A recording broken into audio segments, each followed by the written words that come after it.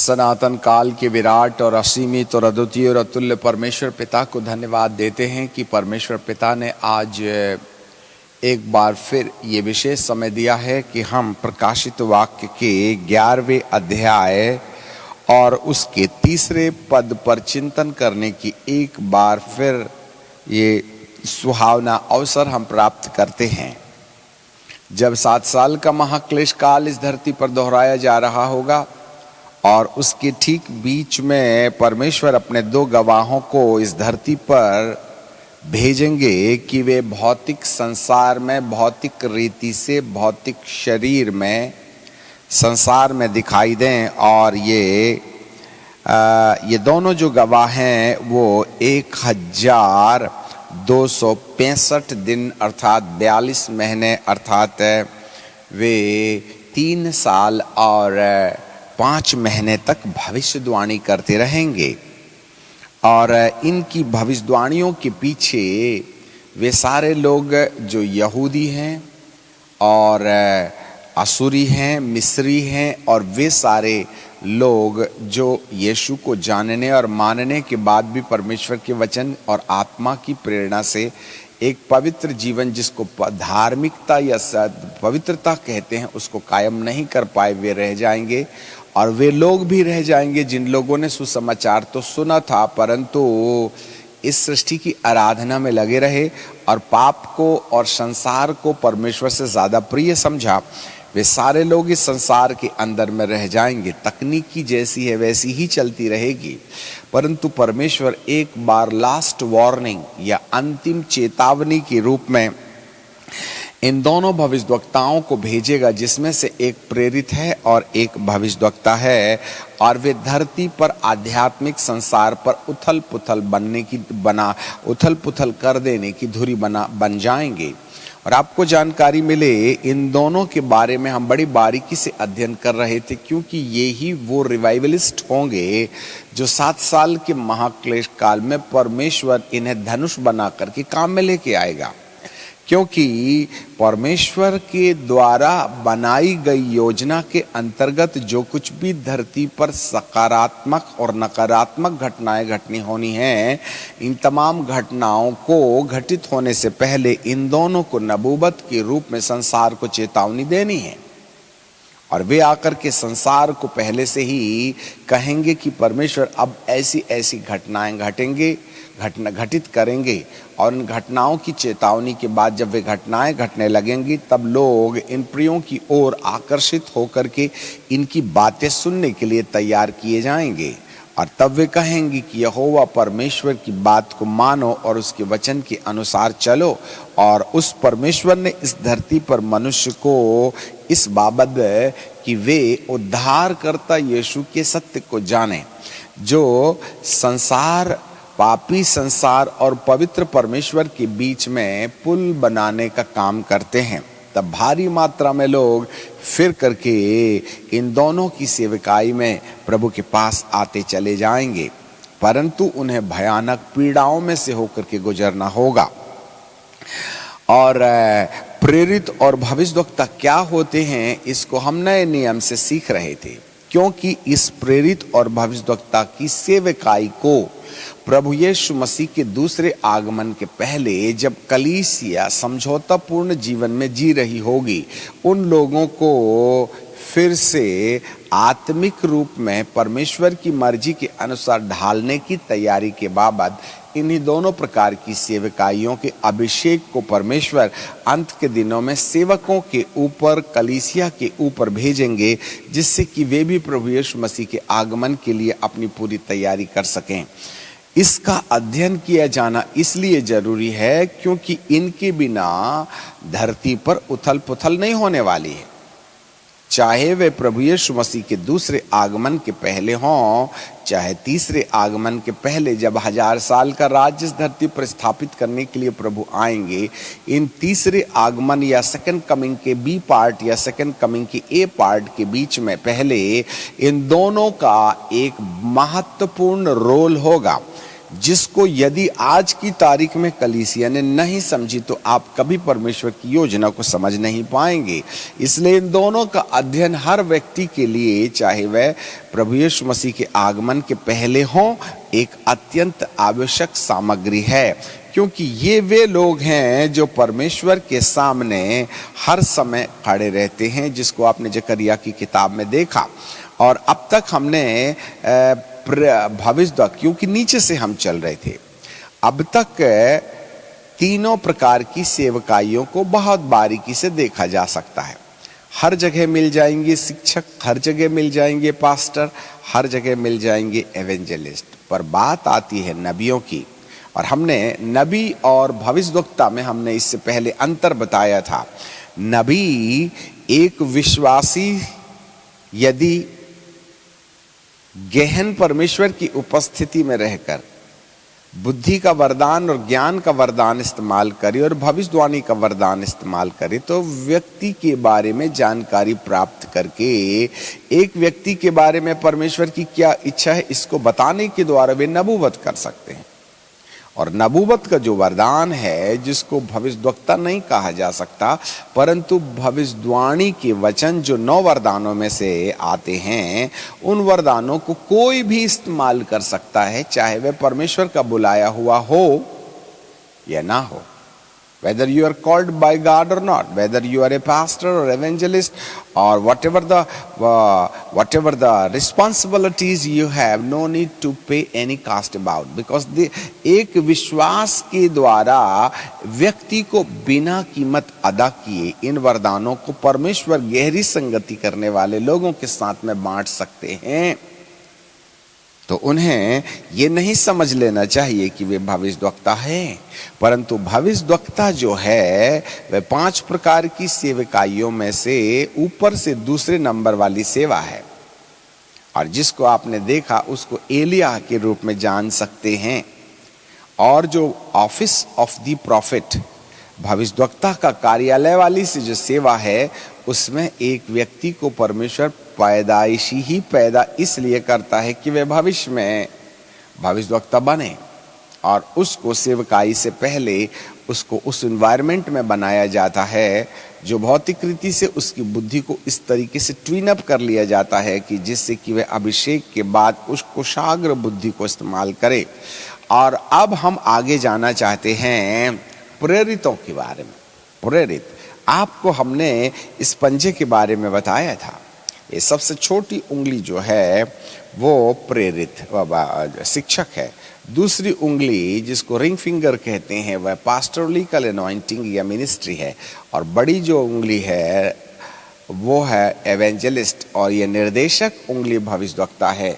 परंतु जो अंगूठा है ये प्रेरित है। इसलिए सबसे पहले इसका उपयोग समझें। यदि हमारे पास में ये 4 उंगलियां हैं और इन 4 उंगलियों में से सबसे छोटी उंगली से मैं कोई काम करना चाहूं तो मुझसे बनना पड़ेगा। यदि मैं प्याले को उठाना चाहूं तो बनना पड़ेगा। मैं लिखना चाहूं तो लिख ना पाऊंगा। मैं कॉलर की बटन नहीं लगा पाऊंगा। यदि पास्टोरलिकल मिनिस्ट्री अकेली इंडिपेंडेंट हो जाए तो जैसा शिक्षक के लिए वैसे ही पास्टर के लिए, और एक एवेंजलिस्ट अपने आप में स्वतंत्र हो जाए और वो बोले मैं अकेला दुनिया कर लूंगा, तो एक कॉलर की बटन ना लगेगी। यही तीनों सेवकाइयां हैं जिसको कहीं ना कहीं अलग अलग रूपों में देखा जरूर जाता है, परंतु वे अपने आप में इनकम्प्लीट हैं, अधूरे हैं। इसी तरीके से ऑफिस ऑफ द प्रॉफिट, एलिया की सेवा, यदि एक प्रॉफिट यदि अकेला सोचे कि मैं अकेला सेवा कर लूंगा तो भी नहीं हो पाएगा। इन 4 उंगलियों को इंडिपेंडेंटली यदि आप काम में लाना चाहें तो जैसे ये 4 उंगलियां अपने आप में पूरा काम नहीं कर सकती हैं, इसी तरीके से ये 4 सेवकाइयां भी हैं। इन 4 सेवकाइयों को यदि स्वतंत्र कर दिया जाए तो 10-20% ही प्रभु का काम बनेगा, 90% बिगड़ जाएगा। यदि मजबूरन मैं कप को पकड़ भी लेता हूं तो ये ज्यादा सुरक्षित नहीं है। इसीलिए इन चारों उंगलियों की मदद करने के लिए अंगूठे को रखा गया है, और वो छोटा जरूर है पर मोटा है। पर यही एक अंगूठा है जो हर उंगलियों के साथ यदि खड़ा हो जाए तो जो अलग अलग चारों उंगलियां अपने आप में अकेले में होकर के नहीं कर सकती हैं, इस अंगूठे की मदद से हम काम बेहतर निपटा सकते हैं। यदि ये चारों एका कर लें कि हमको ये अंगूठे की आवश्यकता नहीं, तो भी चारों उंगलियां शायद बेहतर काम नहीं कर पाएंगी। यदि टीचर, पास्टर, एवेंजलिस्ट और भविष्यवक्ताओं में यूनिटी बन भी जाए और वे प्रेरित को इनकार कर दें, अस्वीकार कर दें, तो भी बेहतर काम नहीं बन सकता है। 10-20 से ज्यादा काम नहीं बनेगा। परंतु यदि आप इस अंगूठे पर चले जाएं, चाहे वो कोई सी भी उंगली हो, इस अंगूठे के द्वारा हम बेहतर काम कर सकते हैं। इसलिए एक शिक्षक को एपोस्टोलिक अम्ब्रेला चाहिए, एक पास्टर को एपोस्टोलिक अम्ब्रेला चाहिए, एक एवेंजलिस्ट को एपोस्टोलिक अम्ब्रेला चाहिए, और एक शिक्षक को, एक भविष्यवक्ता को, इन चारों सेवकाइयों को कहीं ना कहीं प्रेरित की आवश्यकता होती है।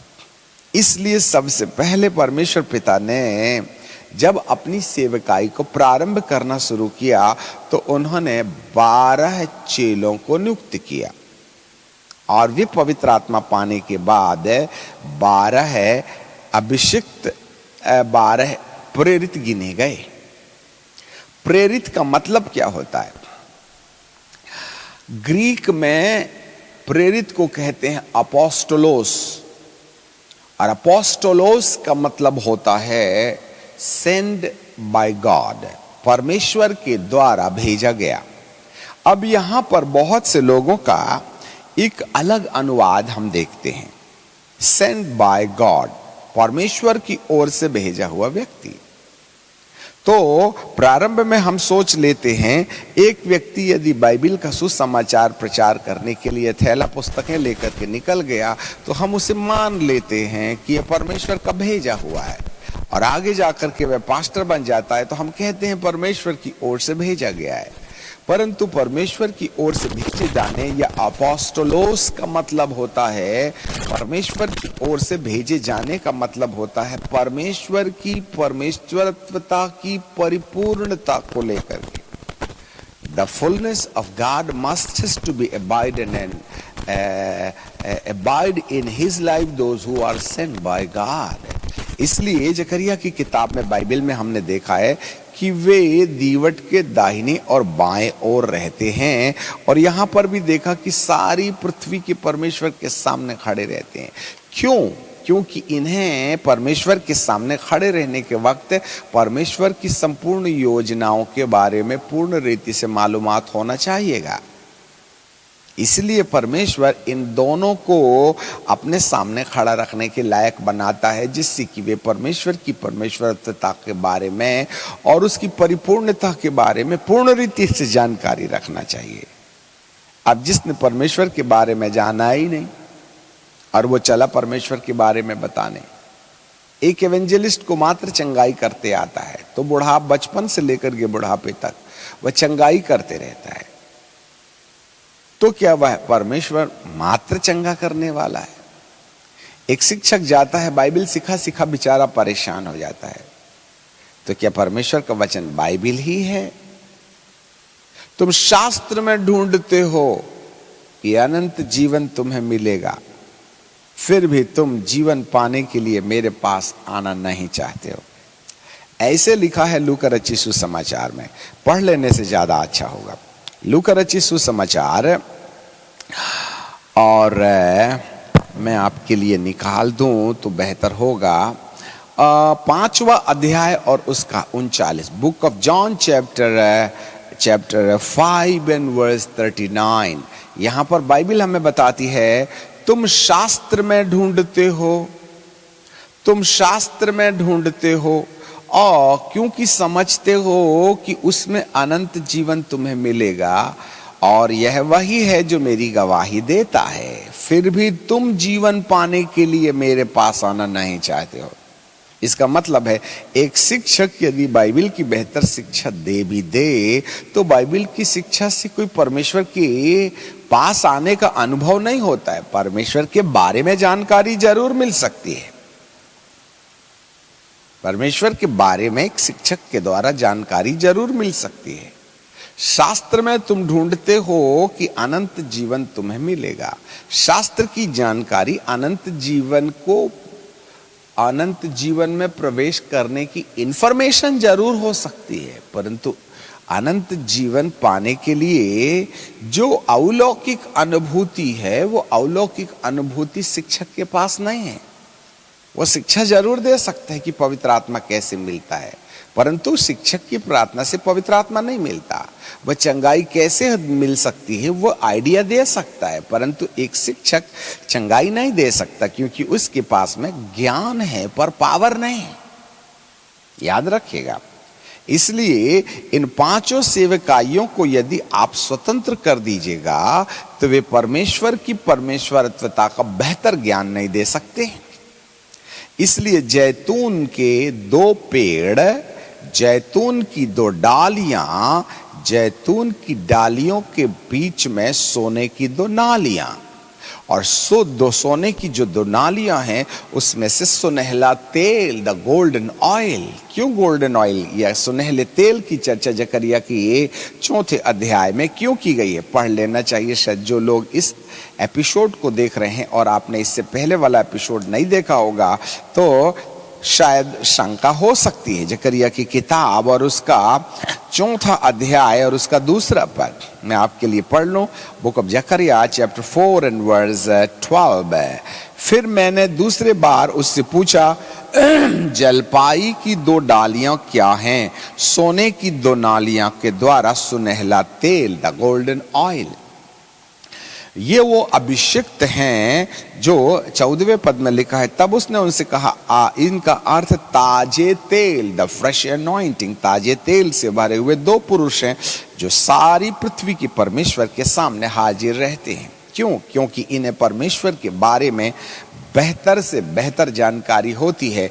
इसलिए अंगूठे के बिना ये चारों की चारों सेवकाइयां अधूरी हैं। परमेश्वर अपने बारे में बेहतर जानकारी देने के पश्चात इन्हें भेजता है, चाहे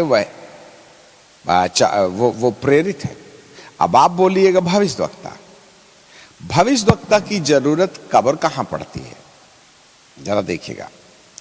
भविष्यवक्ता का काम यदि पुराने नियम में यदि आप देखें तो परमेश्वर ने मूसा के द्वारा गुलाम प्रजा को मिस्र की गुलामी से निकाल के लाया, और ये मिस्र में 430 साल रहने के बाद मूसा के द्वारा परमेश्वर ने उन्हें मिस्र देश की गुलामी से निकाल लाने में तैयार किया।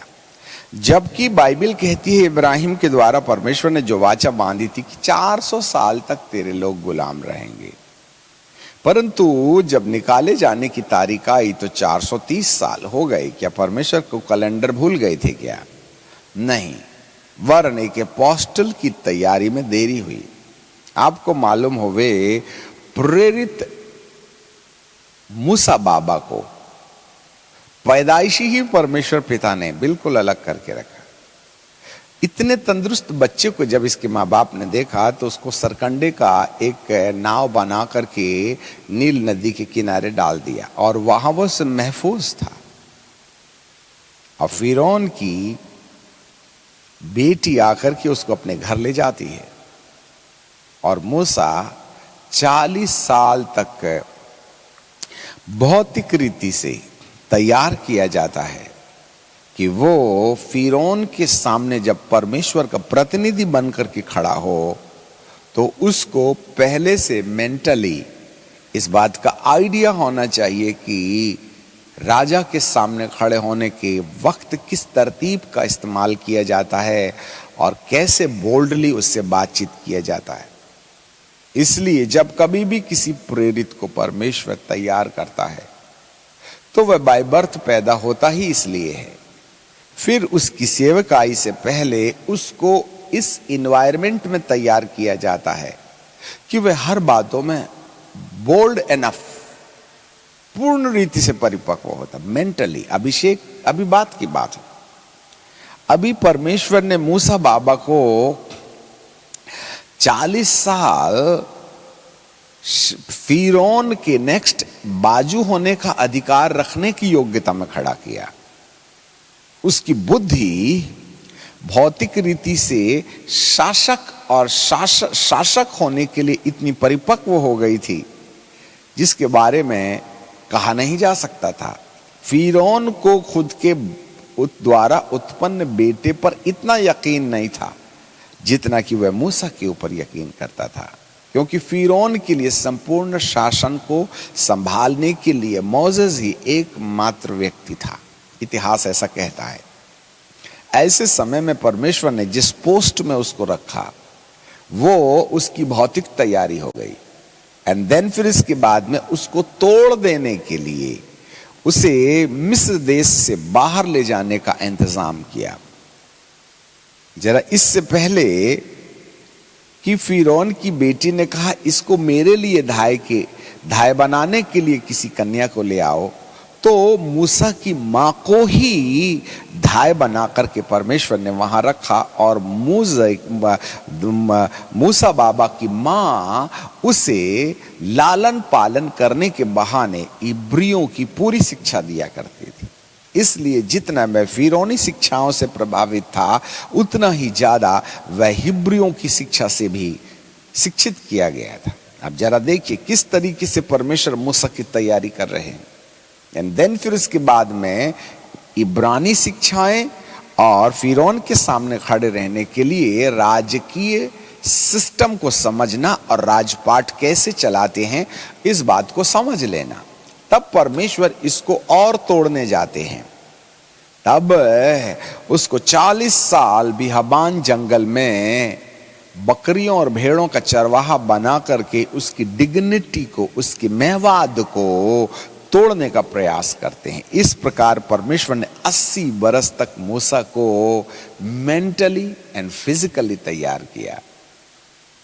वह हिब्रू शिक्षा से वाकिफ था। वह फिरौन के सामने खड़े रहने के लिए राजकीय सिस्टम को अच्छे से जानता था और राजपाट चलाने की पद्धति को वह बहुत अच्छे तरीके से समझ चुका था। और अब वो नम्र बनाने के प्रोसेस में 40 साल तैयार किया जाता है। तत्पश्चात परमेश्वर उसको जलती हुई झाड़ी में दर्शन दे करके कहते हैं कि अब तेरा वक्त आ गया है कि तुझे इब्रानी शिक्षा और मिस्री शिक्षा के पश्चात मैंने जो तुझे 40 साल में नम्र बनाने का, और बाइबल कहती है कि मूसा के समान धरती भर में नम्र व्यक्ति नहीं था। ऐसे समय में बाइबल के अनुसार जैसे कि गिनती यदि मैं खोज निकालूं तो बाइबल का परमेश्वर ऐसा कहता है कि मूसा के समान धरती भर में नम्र व्यक्ति कोई नहीं था। 40 साल की ट्रेनिंग लगी मूसा को नम्र बनाने के लिए और यह उसकी तैयारी बन गई। तब परमेश्वर पिता ने उसको जलती हुई झाड़ी में परिपक्वता की दशा में दर्शन देकर के कहा, मेरे लोगों की पुकार मुझे सुनाई देती है। ऐसा नहीं कि नौकरी लग गई, नौकरी नहीं लगी थी तो सेवकाई में आ गए या पास्टर का थैला बैग पकड़ते पकड़ते पास्टर बन गए। मोसेस जी ऐसे नहीं थे। इनको परमेश्वर ने पर्पसफुली अपोस्टल होने के लिए बाय बर्थ चुना था। इनका पैदा होना ही प्रेरित होने के लिए था। इसलिए जिस सर्कमस्टेंसेस में वे तैयार किए जाते हैं वे अजीब और गरीब रहते हैं। और वक्त जब आया तो परमेश्वर का आमना सामना हुआ। आपको जानकारी मिले, जब कभी भी किसी प्रेरित को परमेश्वर खड़ा करते हैं तो personally God Jehovah the father अपने आप में स्वयं उन पर प्रकट होते हैं और जलती झाड़ी में वे उनके सामने प्रकट हुए। और उस जलती हुई झाड़ी के बाद में जो ट्रांसफॉर्मेशन, जो बदलाव उनकी जिंदगी में हुआ, वो अगले चरण में सेवकाई के लिए तैयार हो गए। जैतून की 2 डालियों में से जैतून की डाली पर निकला सुनहला पाइप, गोल्डन स्वर्णनालम, सोने की नाली, और सोने की नाली में से निकलने वाला सुनहला तेल प्रेरित के लिए प्रेरिताई तेल और भविष्यद्वक्ता के लिए भविष्यद्वक्ताई तेल।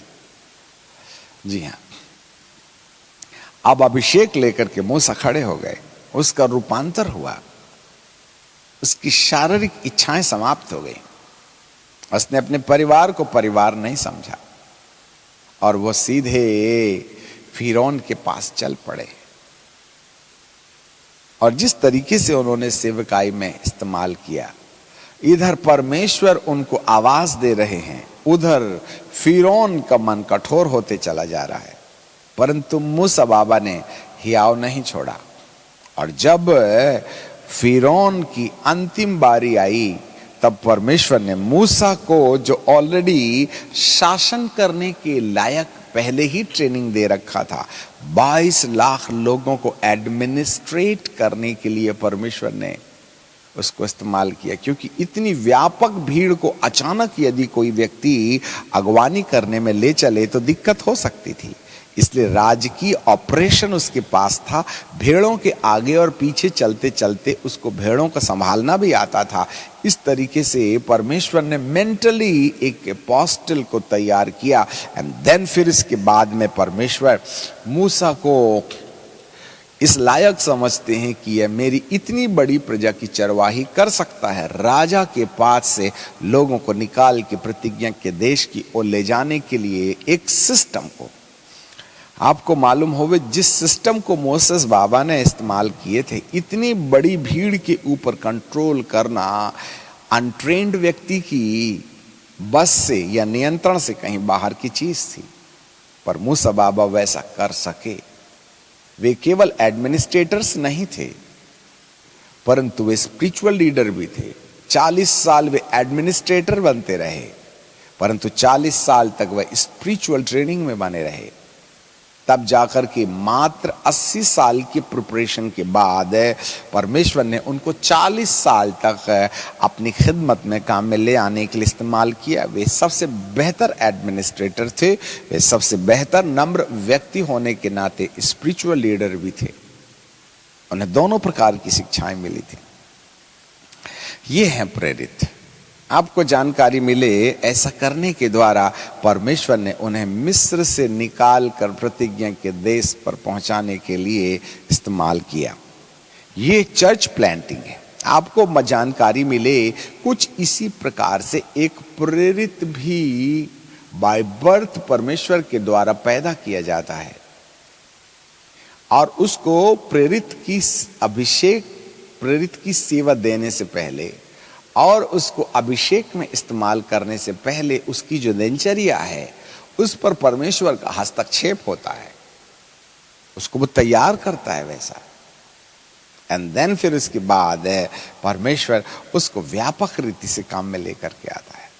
जी हाँ, बहुत से वैज्ञानिकों का या मान्यताओं का मानना है कि परमेश्वर पिता ने 12 प्रेरित नियुक्त किए थे और वो प्रेरित मर जाने के बाद में प्रेरिताई सेवकाई का इंतकाल हो गया या अंत हो गया। परंतु बाइबल हमें ऐसा नहीं बताती है, वरन बाइबल हमें यह बताती है कि पहले तो 12 प्रेरितों पर चिंतन करते हैं। प्रेरितों की किताब में चल पड़ते हैं। प्रेरितों की किताब और उसका पहला अध्याय और उसके यदि मैं आपके लिए 15 पद पढ़ूं तो वहां लिखा है, उन दिनों में पतरस भाइयों के बीच में जो 120 व्यक्ति के लगभग थे खड़ा हुआ। क्योंकि 12 चेलों में से एक चेला मृत्यु के मुंह में चला गया, यहूदा इस्करियोती।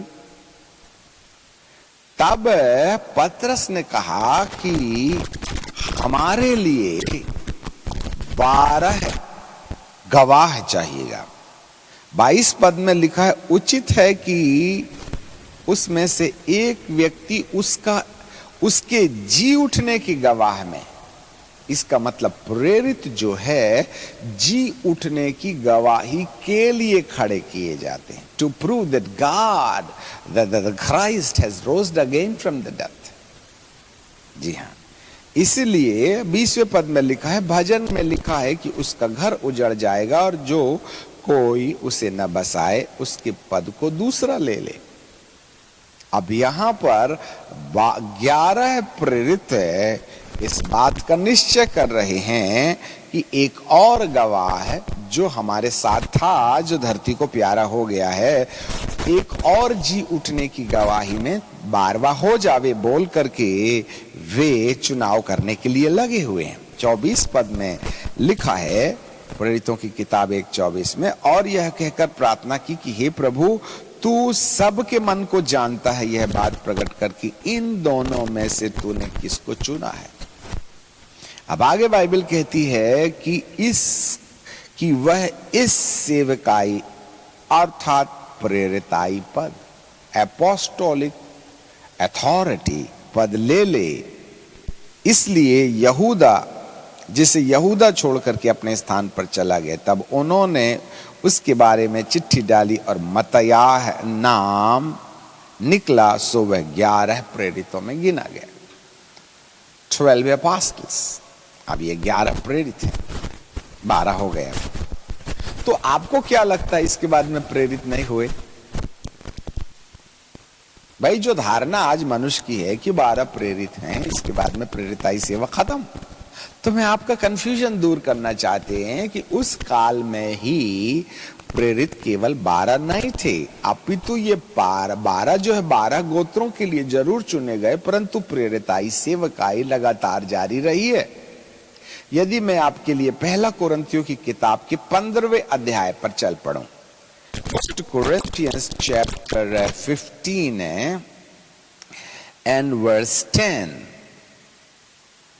परंतु मैं जो कुछ भी हूं परमेश्वर के अनुग्रह से हूं, और उसका अनुग्रह जो मुझ पर हुआ वह व्यर्थ नहीं, परंतु मैंने उन सब से बढ़कर परिश्रम किया, तभी यह मेरी ओर से न हुआ परंतु परमेश्वर के अनुग्रह से जो मुझ में था। कौन है ये? 9वें पद को पढ़ेगा, और मैं प्रेरितों में से छोटा हूं। पौलुस बाबा कहते हैं, मैं प्रेरितों में से छोटा हूं, वरन प्रेरित के आने के योग्य भी नहीं, क्योंकि मैंने परमेश्वर की कलीसिया को सताया है। कौन है ये? पौलुस। 13 हो गए। इसका मतलब है मात्र 12 प्रेरित नहीं है, वरन प्रेरिताई सेवकाई लगातार जारी रहती है। अब परमेश्वर क्यों पौलुस को 13वां प्रेरित बना के खड़ा कर रहे हैं? 12 से काम नहीं चलता था क्या?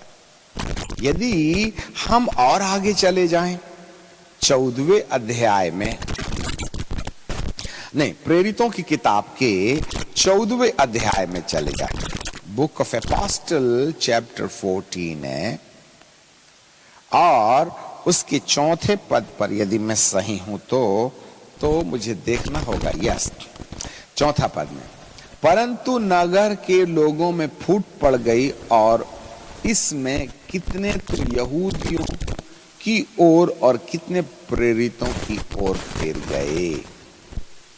ये जो प्रेरितों शब्द लिखा अनेक वचन में है, ठीक है। अब 14 पद हम पढ़ते हैं, परंतु बरनबास और पौलुस प्रेरितों। अब तो पौलुस तो प्रेरित था, वो तो आइडेंटिफाई हो गया, परंतु इसके साथ एक और नाम जुड़ गया, बरनबास।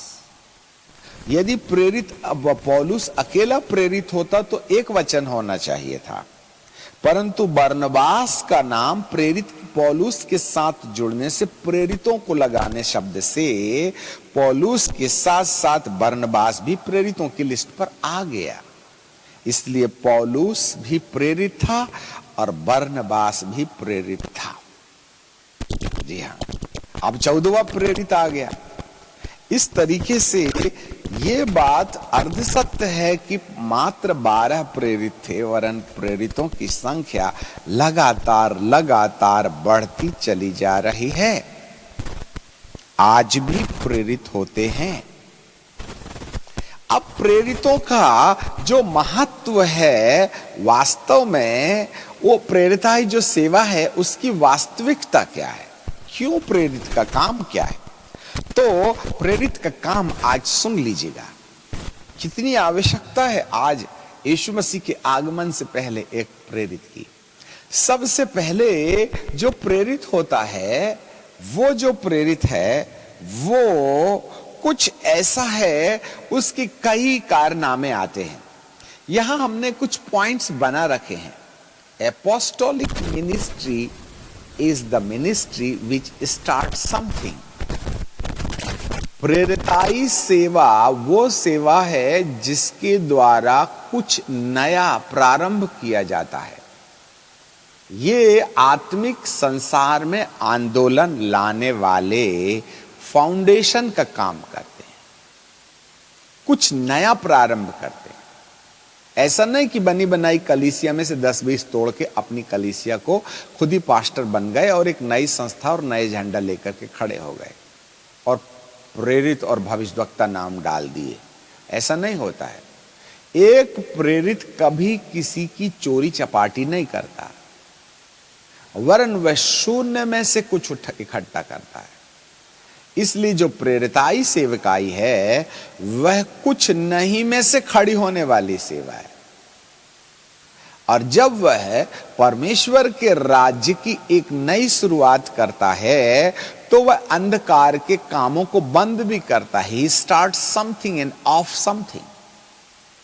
आपको जानकारी मिले, प्रेरिताई सेवकाई के अंदर जो आत्मिक आंदोलन का प्रारंभ होता है उसमें शुरू तो कुछ आत्मिक हो जाता है, परंतु शैतान के साम्राज्य में होने वाली विकृतियों को भी टर्न ऑफ कर देता है। इसका मतलब दुष्टता खुदा की खुदायत से नष्ट की जाती है। अपराध की पाप करने की अंधकार के कामों को शट डाउन किया जाता है। ये चाबी प्रेरित के पास होती है। जी हाँ, क्योंकि जब वह कुछ शुरू करता है तो शैतान के साम्राज्य में बिल्कुल स्पष्ट रीति से बर्बादी दिखाई देती है और उसकी काम बंद किए जाने से दिखाई देते हैं। एंड देन फिर उसके बाद वह कुछ नया खड़ा करता है। He plants something new out from nothing. कुछ नहीं में से कुछ खड़ा कर देता है वो। जी हाँ, वह किसी का मिला जुला के कुछ नया नहीं बनाता है, वरन वो प्लांट करता है और उसके बाद में गिव बर्थ, वह जन्म देता है। अलग अलग भाषाओं में, अलग अलग देश में, अलग अलग जाति में प्रेरित के द्वारा कुछ नया जन्म होता है। आगे चल करके देखेंगे। And he start to move, वह खुदा की खुदायत को आरंभ कर देता है। पवित्र आत्मा और परमेश्वर उस शहर में, उस गांव में, उस कलीसिया में चलना शुरू कर देते हैं, जिससे कि अंधकार की शक्ति का अंत हो जाता है और वह कुछ नए को अस्तित्व में लेके आता है और जो पुराना हो गया है ना उसको रिन्यूड कर देता है। Old things start to move again, अर्थात नामधारी लोग अनुभव में आने लगते हैं, वीरान कलीसिया में ताजगी आने लगती है, भटके हुए लोग प्रभु के पास आने लगते हैं। जी हां, इस प्रकार की सेवकाई में परमेश्वर प्रेरित को इस्तेमाल करता है। जैसे कि पतरस, यदि आप प्रेरितों की किताब के दूसरे अध्याय के 14वें पद में चलें तो पतरस के द्वारा किस तरीके से अलग अलग लोगों के बीच में सुसमाचार का प्रचार किया जाता है और कलीसियाओं का निर्माण होता है।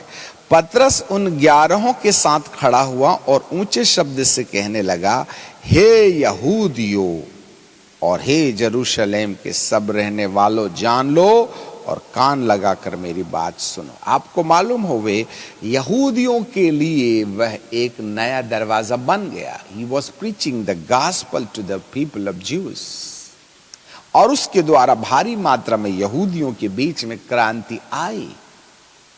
ठीक है।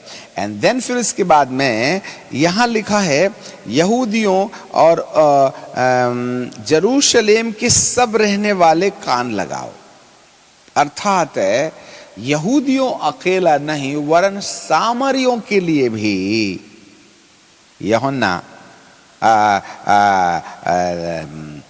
पतरस जो है दरवाजा खोलने का कारण बन गया। इसका मतलब है वह यहूदियों की यहूदी समाज में सुसमाचार के द्वारा दरवाजा खोलता है, सामरियों के बीच में दरवाजा खोलता है।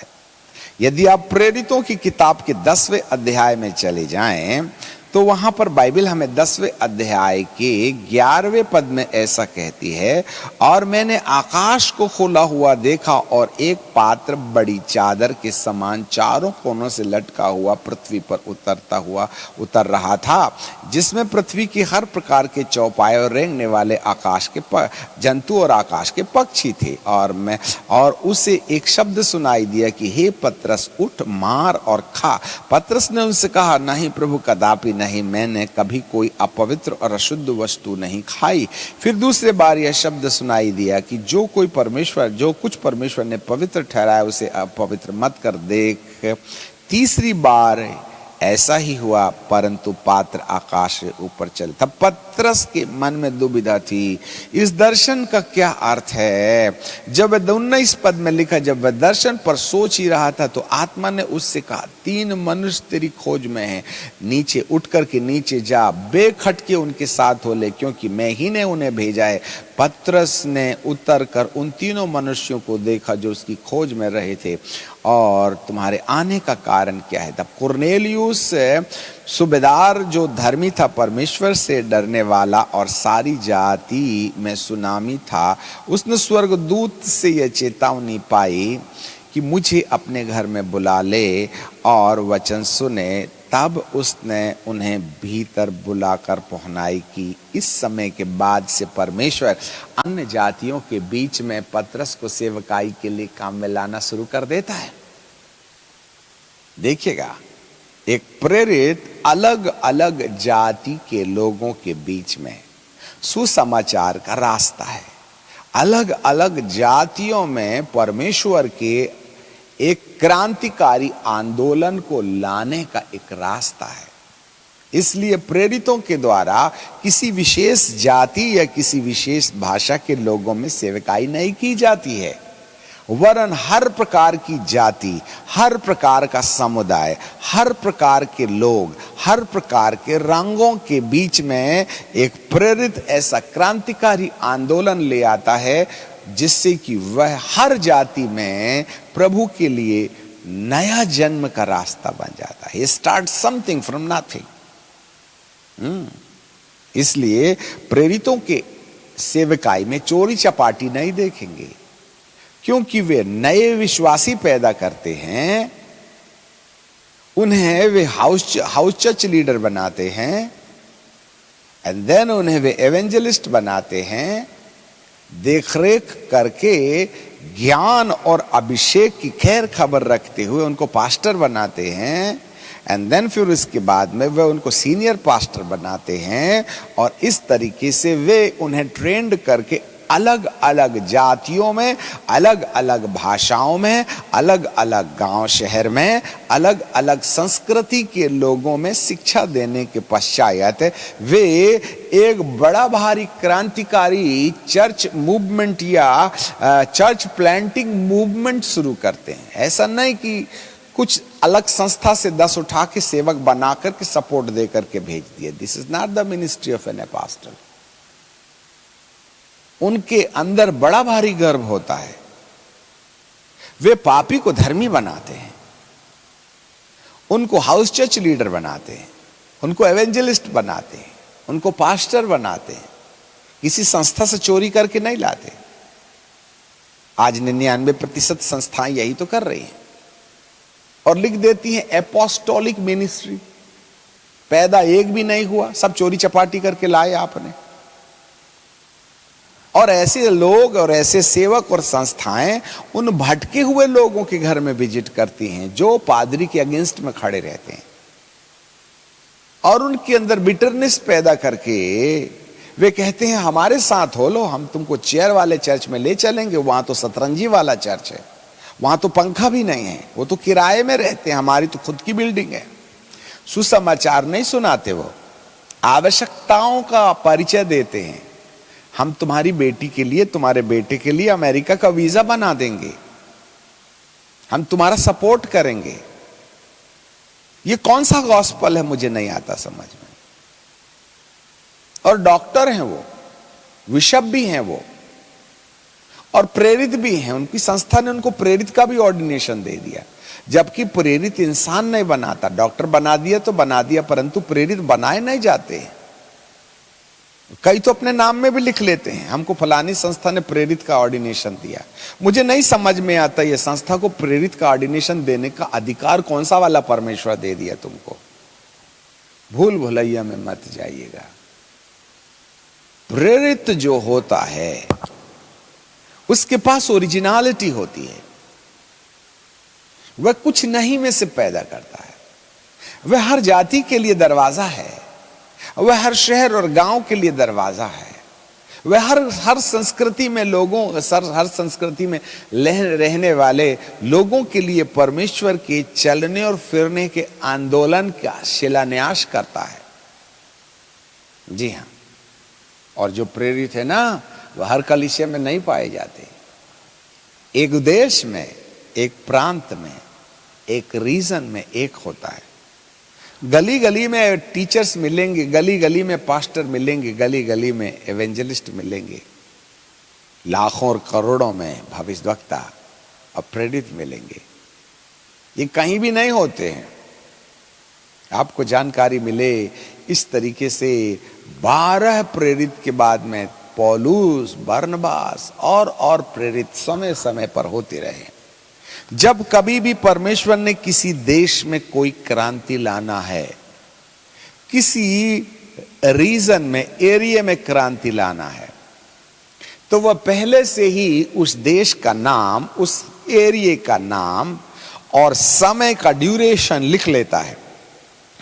एंड देन पर्पसफुली वह किसी माता पिता का चुनाव करता है और उसके द्वारा उत्पन्न बेटे को सेवकाई में आने से पहले पूर्ण एनवायरनमेंट में उसको मेंटली तैयार किया जाता है, और वक्त आने के बाद उसको अभिषेक देकर परमेश्वर उस पर्टिकुलर एरिया में भेजता है, और वहां क्रांतिकारी आंदोलन परमेश्वर प्रारंभ करते हैं। जी हां, जिसको मिटाया नहीं जा सकता। यदि जहन्नुम की पूरी ताकत प्रेरितों के द्वारा स्थापित आंदोलन के विरुद्ध खड़ी हो जाए तो हमको याद रखना चाहिए, क्योंकि प्रेरितों की किताब, माफ कीजिएगा, प्रकाशित वाक्य की किताब के 11वें अध्याय में इन दोनों गवाहों की क्वालिटी के बारे में कहा गया है, जिसको बारीकी से समझना चाहिए।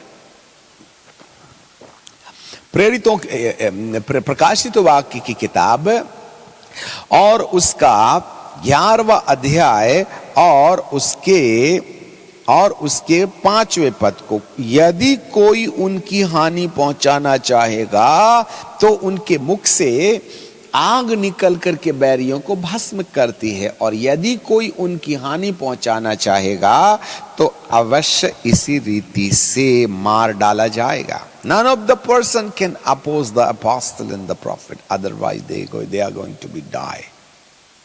मौत, बर्बादी। इसलिए यदि कोई परमेश्वर का दास भविष्यवक्ता के कार्यालय में बैठा समझ आ गया, यदि कोई परमेश्वर का दास प्रेरिताई अभिषेक में बैठा हुआ समझ में आ गया, तो ऐसे लोगों से आशीष लेने की ही कल्पना करने से तुम्हारा भला होगा। यदि आपने उनका विद्रोह किया तो बर्बादी ज्यादा दूर नहीं है। चाहे परमेश्वर अनुग्रह के सिंहासन पर बैठे तो तुरंत तत्काल प्रेरितों और भविष्यद्वक्ताओं के विरुद्ध में काम किए गए लोगों के साथ तत्काल व्यवहार नहीं भी किया गया है, तो वह स्लोली परमेश्वर के अनुग्रह से दूर हट जाने के कारण वे खुद ही अपने लिए बर्बादी के रास्ते का चुनाव कर लेंगे, क्योंकि परमेश्वर बर्बाद करके अपना हाथ मैला नहीं करना चाहते हैं। यहां पर ये शर्त है दोनों की कि कोई उनको हानि पहुंचाएगा तो उनके मुंह से निकलने वाली आग या वे स्वयं निश्चय मार डाले जाएंगे, क्योंकि प्रेरितों और भविष्यद्वक्ताओं के पीछे परमेश्वर डायरेक्ट खड़े होकर अपने डिवाइन प्लान को पूरा करना चाहते हैं। इसलिए जब जब मूसा का विद्रोह हुआ तब तब तबाही आई है, याद रखिएगा। चाहे हारून और मूसा के द्वारा हो, चाहे आकान के द्वारा हो, चाहे और इजरायली लोग, जब परमेश्वर ने मूसा को कहा कि जाओ और यहां से कनान देश का सर्वे करके आओ, 12 गोत्र के 12 लीडर सर्वे करके जब कनान देश में 40 दिन के बाद वापस लौट आए तो बड़ी भीड़ उनके विद्रोह में खड़ी हो गई। और आपको जानकारी मिले वे रात भर रोते रहे। तब ऐसे समय में परमेश्वर पिता स्वयं उनके विरुद्ध खड़े हो गए। और बाइबल का परमेश्वर कहता है कि परमेश्वर का तेज मूसा के ऊपर दिखाई दिया और परमेश्वर ने कहा, मोसेस तू बाजू हट जा, मैं इन्हें इसी समय तत्काल नष्ट कर देना चाहता हूं। तब पर मोसेस परमेश्वर के सामने खड़े होकर के कहते हैं, हे पिता, आज तक आपने जो कुछ भी किया है वह इतिहास की किताब में लिखा जाएगा, और यदि आप इस स्थान पर इजरायलियों को नाश कर देंगे तो ये भी कहानी इतिहास में आ जाएगी। तब परमेश्वर पिता ने मूसा को धन्यवाद देते हुए कहा, कोई बात नहीं, यदि मैंने आज इनको नहीं मारा तो इंस्टॉलमेंट में मारूंगा, परंतु मारूंगा जरूर। आपको जानकारी मिले, जितने लोगों ने मूसा की सलाह नहीं मानी, मूसा के विरुद्ध खड़े हो गए, क्योंकि लोग मूसा को पथरवाह करने ही वाले थे। बाइबल का प्रभु कहता है, उसी वक्त परमेश्वर का तेज उनके सामने आ खड़ा हुआ और धरती डोल गई और वे भयभीत हो गए। उस दिन से तमाम विद्रोह करने वालों के लिए मृत्यु रजिस्टर हो गई थी। और प्रतिज्ञा के देश में प्रवेश करने के टाइम पर आपको मालूम है, मात्र यहोशू और कालेब गए थे। Those who are denying the apostle, they are denying the divine plan of God. Those who are rejecting and opposing the apostle, they are standing against God, and God is not going to believe you. इसलिए अभिषिक्तों का हानि नहीं पहुंचाना।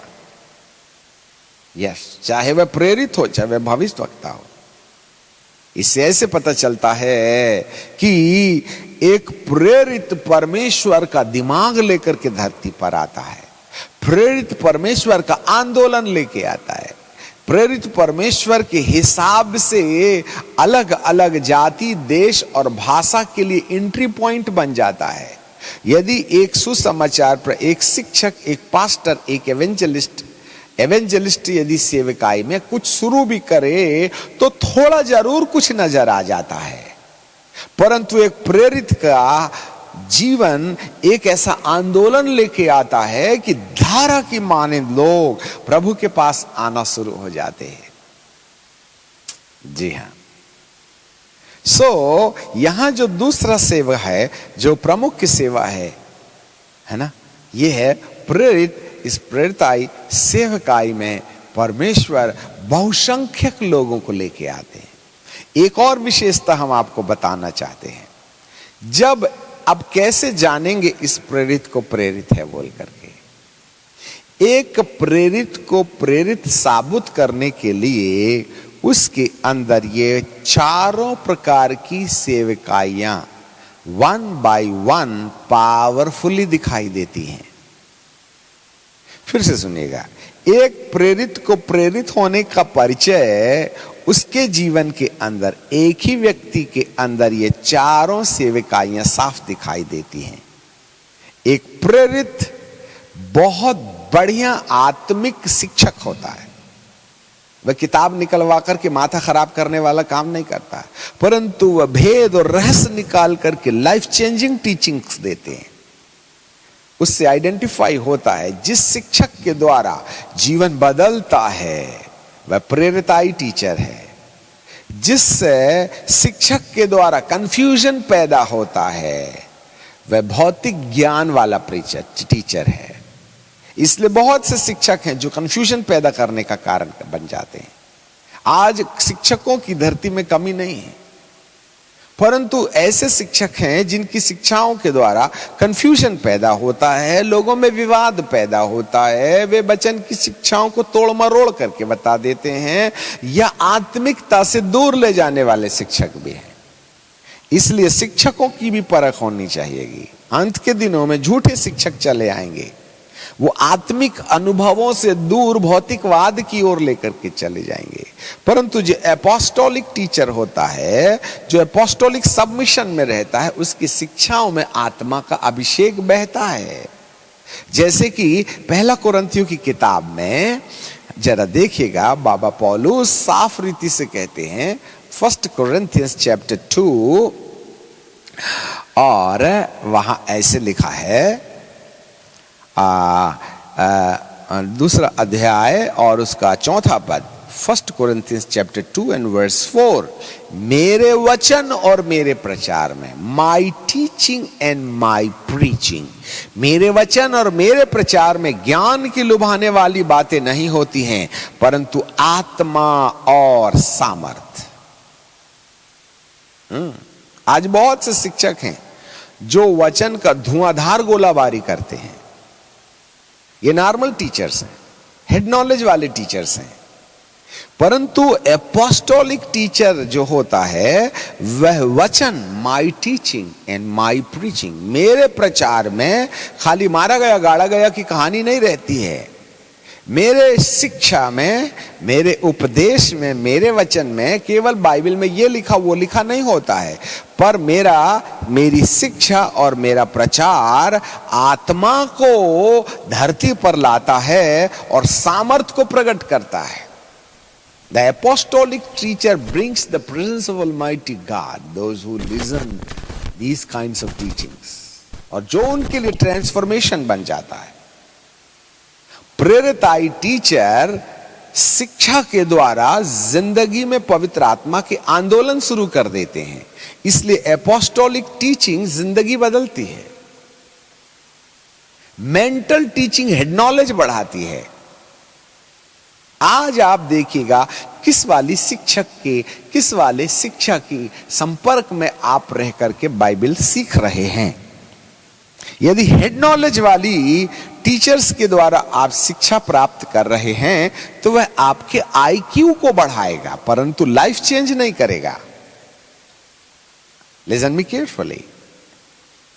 यदि एक non apostolic teacher है, उसके पास आत्मा के और सामर्थ का कोई एविडेंस नहीं होगा।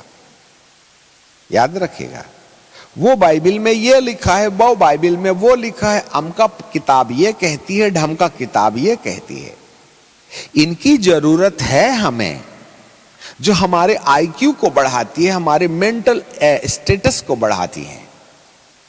परंतु जो शिक्षाएं दिमागी ज्ञान बढ़ाती हैं वो जिंदगी नहीं बदलती, वो दिमाग बढ़ाती हैं। और आज ऐसे शिक्षकों की भरमार है जो दिमाग बढ़ाते हैं, बाइबल में ये लिखा है। परंतु जो एपोस्टोलिक टीचर होता है वह पवित्र आत्मा के आंदोलन को शुरू कर देता है। शाऊल को विश्वास नहीं हो रहा था कि वह सबसे छोटे गोत्र का होने के बाद फिर राजा हो सकता है, उसे शंका थी। तब शामूएल ने कहा, जाओ, आखिरी में जब तू नबियों के दल को पहाड़ से उतरता हुआ देखे और जब तू उनमें जा मिलेगा तो तू भी नबूवत करने लगेगा और रूपांतरित हो जाएगा। और जब तू रूपांतरित हो जाएगा, जब जो अवसर तुझे मिले वो करने के लिए लगना। आपको मालूम हो, जैसे ही शाऊल जो कीश का बेटा था, बिन्यामीन के गोत्र का था, जिसमें नबी होने की कोई गुण नहीं थे, जब वह पहाड़ से उतरने वाले नबियों के झुंड में गया ना, तो शाऊल भी नाचने लगा और नबूवत करने लगा। और सारे नबी लोग कहने लगा, क्या शाऊल भी हम से नबियों में का है? पर बाइबल कहती उसके बाद उसने दोबारा कभी नबूवत नहीं की। पर शाऊल का वहां रूपांतर हो जाता है। There is a transformation. कुछ एपोस्टोलिक टीचर आत्मा के अभिषेक को शिक्षा के द्वारा ला करके लोगों की जिंदगी में एक स्टीयरिंग करने वाले, एक जैसे मिक्सी की ब्लेड घर करके घूमती ना, अदरक लहसुन मिर्ची को सब पेस्ट बना देती। कुछ एपोस्टोलिक टीचिंग्स जो हैं ऐसे हैं जिससे कि वह सब कुछ मिला करके ऐसा दिमाग दे देते हैं कि उनके जीवन के अंदर में रूपांतर आ जाता है। Yes, that millions of teachers in this world, they can increase your IQ, but how many of you have the encounter with the apostolic teaching? Under the apostolic teaching, there is a transformation in their personal life. यदि शिक्षाओं के द्वारा बीड़ी नहीं छोड़ी, ये शिक्षाओं के द्वारा लोभ लालच नहीं छोड़े, तो ये प्रेरिताई शिक्षा नहीं है। परमेश्वर अंत के दिनों में प्रेरिताई आंदोलन के द्वारा कुछ इस प्रकार की शिक्षा को उत्पन्न करने वाले शिक्षकों को पैदा करेगा, जो जिंदगी को बदल करके पुराने वस्त्र उतार के नए वस्त्र पहनने के लिए उनको प्रेरित करेंगे। इसलिए जब परमेश्वर ने प्रारंभिक कलीसिया बनाई या प्रारंभिक कलीसिया बनी, तब जो निर्देश प्रेरितों की किताब के दूसरे अध्याय में और उसके 41वें पद में देखने के लिए मिलता है। प्रेरित book of apostle chapter 2 and verse 40 and 41। और बहुत बातों से गवाही दे दे करके समझाया कि अपने आप को टेढ़ी जाति से बचाओ। और उन्होंने उनको वचन को ग्रहण किया और उन्होंने बपतिस्मा लिया और उसी दिन 3000 मनुष्यों के लगभग उनमें मिल गए। पर अब इन 3000 लोगों के लिए क्या करना चाहिए परमेश्वर ने? और वे प्रेरितों से शिक्षा पाने, एपोस्टोलिक टीचिंग्स, और संगति रखने और रोटी तोड़ने और प्रार्थना करने में लवलीन रहे।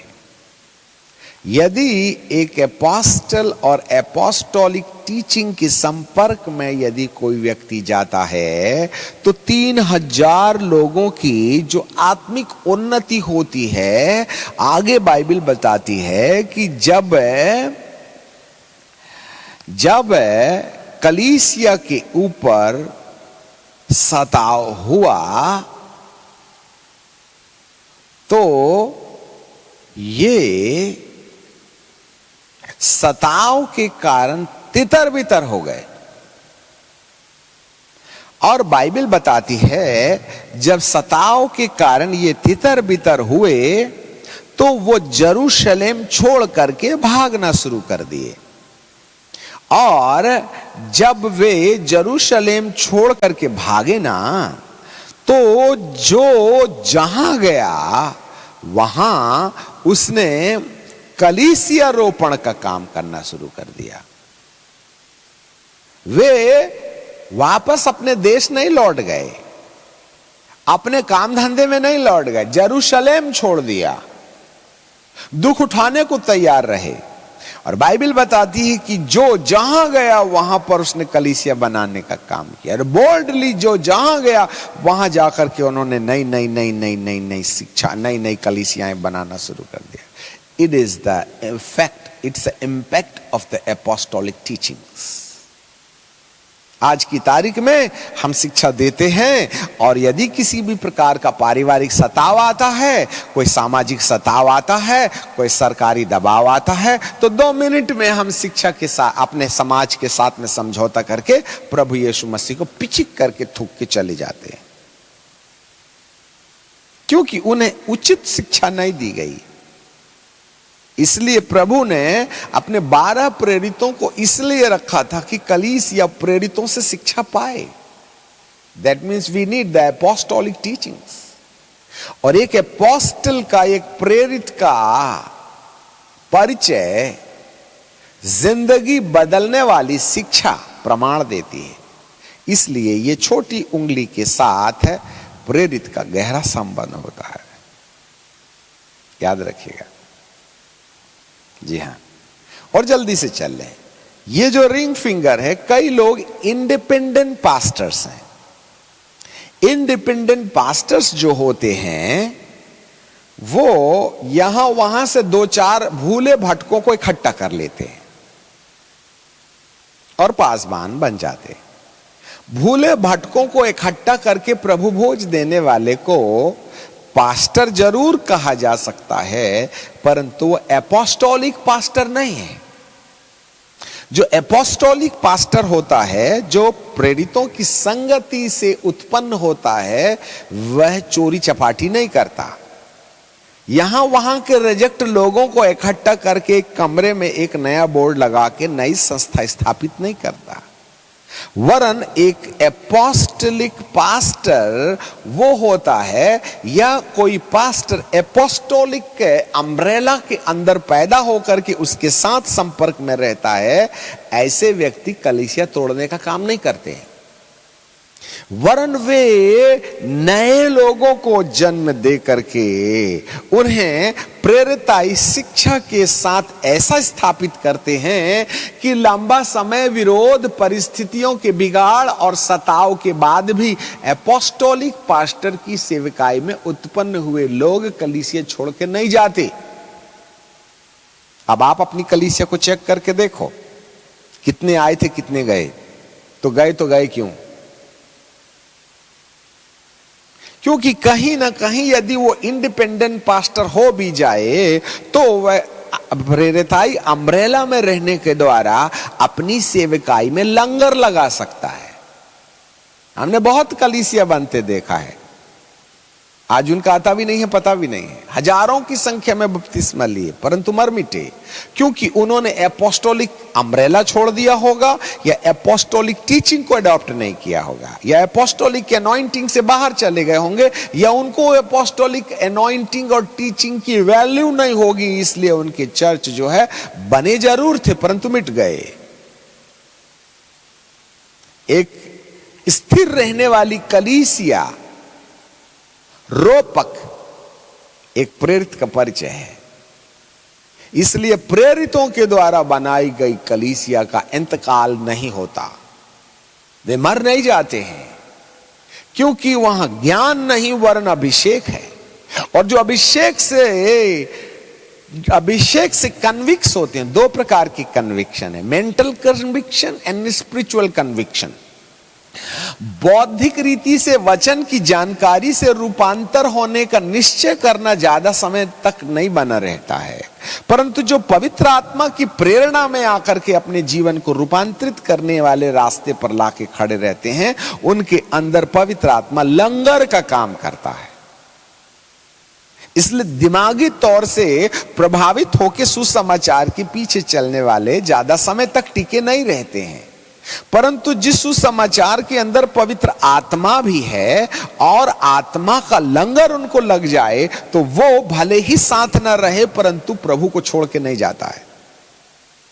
इसलिए एपोस्टोलिक जो चर्च होता है उसका अंत नहीं होता है, बशर्त कि एपोस्टोलिक चर्च का पास्टर एपोस्टोलिक अम्ब्रेला के अंदर में रहे, तो वह चर्च स्थायी हो जाता है। यदि आप में से कोई इंडिपेंडेंट पास्टर होकर के और ये चाहता है कि मैं अपनी चर्च की विरासत अपने बेटे के हाथ सौंप जाऊं और मेरा बेटा मेरी नाती के हाथ में सौंप जाए, तो इतनी लंबी दर्शन के लिए आप इंडिपेंडेंटली कभी भी खड़े होकर के चिरस्थायी कलीसिया नहीं बना सकते हैं।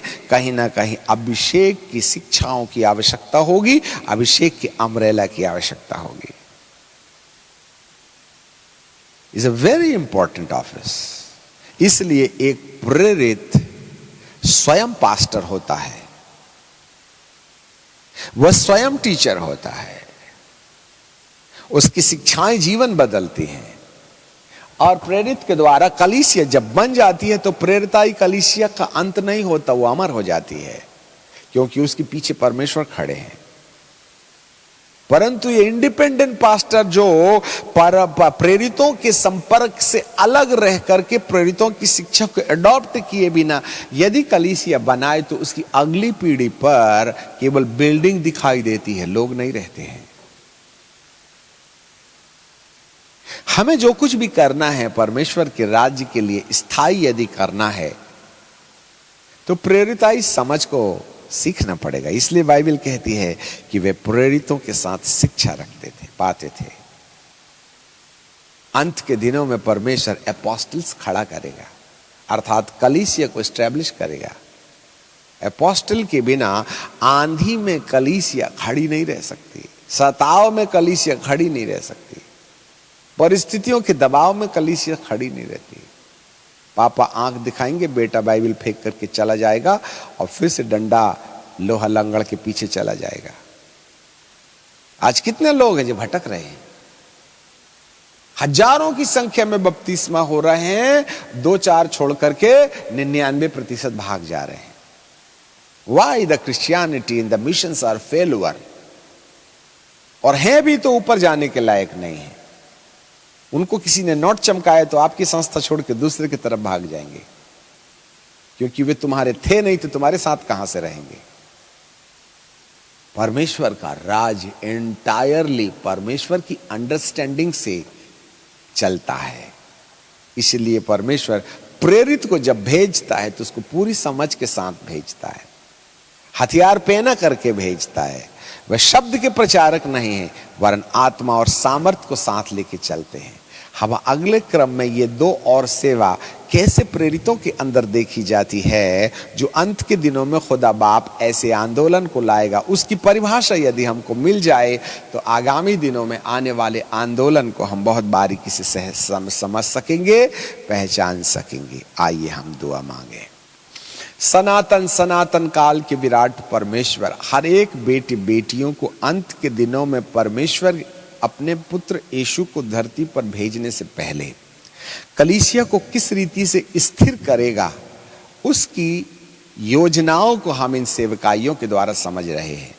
इसलिए प्रभु आप हम पर अपनी दया दीजिएगा, हम पर कृपा दीजिएगा, जिससे कि हम प्रेरितों और भविष्यद्वक्ताओं की जो सेवा जो 7 साल के महाक्लेश काल में भी की जाएगी और यीशु मसीह के आगमन के पहले भी की जाएगी, इस रहस्य को समझने की दया प्राप्त कर सकें। बाप आप हम पर दया कीजिएगा।